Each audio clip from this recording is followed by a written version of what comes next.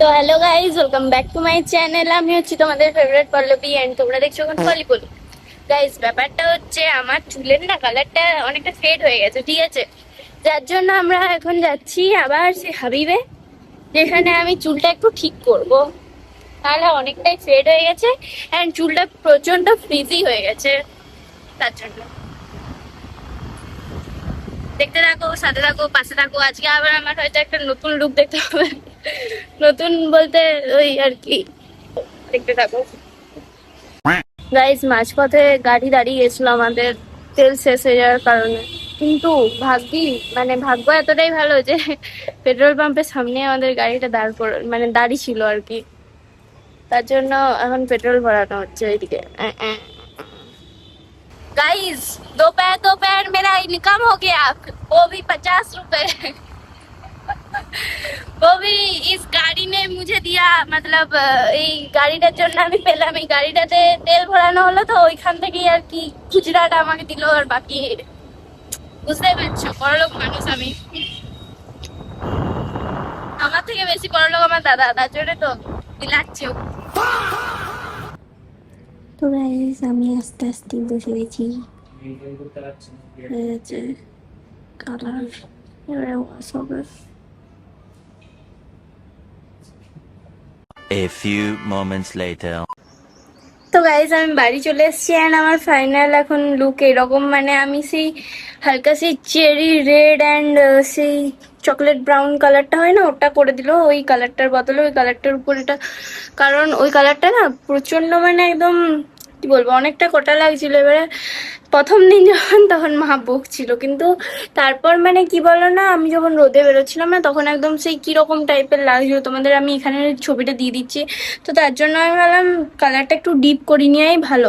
তার জন্য কালারটা ডিপ করে নিলাম অ্যান্ড ব্লো ডাই করেছে, তো তার জন্য একটু চুলটা স্ট্রেট লাগছে। পাইতে ভালো লাগছে বলো, একটু রেড রেড কালারটা লাগছে। আই থিঙ্ক ভালো লাগছে, আমার তো খুব সুন্দর লাগছে এই কালারটা। ঠিক আছে গাইজ, আমি তোমাদের সাথে পরে দেখা করছি। এখন আমি ঘুমোবো, আমার খুব ঘুম পাচ্ছে। আমার ওখানে বসে বসে না যখন কালার গুলো করছিল তখন আমার এত ঘুম পাচ্ছিল, সেই ঢুলছিলাম যেন। তার জন্য এখন একটু ঘুম পাচ্ছে, তো একটু পারলে ঘুমিয়ে নি, নাহলে একটু রেস্ট নিয়ে নি, জামা টামা ছাড়ি।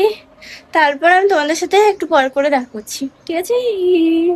তো গাইজ, আমি তোমাদের বলি যে আমি এই হেয়ার স্টাইল মানে চুলের এই কালারের স্টাইলটা আমি কেন বদলালাম। কারণ হচ্ছে যে আমার চুলটা না প্রচন্ড মানে কি বলবো রাফ টাইপের হয়ে যাচ্ছিল। অ্যান্ড বাড়িতে বা স্যালনে তো ভালোই লাগছিল, লাইটে এমনিতে ভালো লাগছে, বাড়িতে অতটা ভালো লাগেনি, বাট স্যালনে ভালো লাগছিল। কিন্তু কি বলতো, আমার যেহেতু আউটডোর শ্যুট করতে হয়, তার জন্য আমি সেদিন আউটডোরে বেরিয়েছিলাম। খুব মানে মানে অনেক অতটা ভালো লাগেনি, ঠিক আছে, রোদে।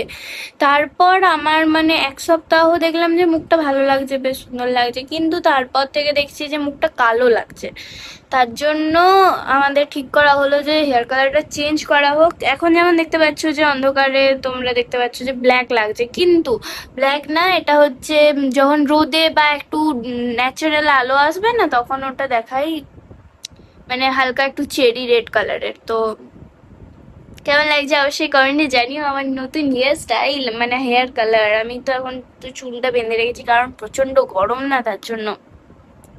যাই হোক গাইজ, আমাদের পাড়ায় মেলা বসছে, এবার থেকে মেলার ব্লগও পাবে মাঝে মধ্যে। মানে বেশি দিনের তো নয়, ওই ছ 7 দিন থাকে মেলাটা, তার মধ্যে আমরা যাই ওই 2-3 দিন যাই। তো দেখা যাক কি হয়। এখন টাটা।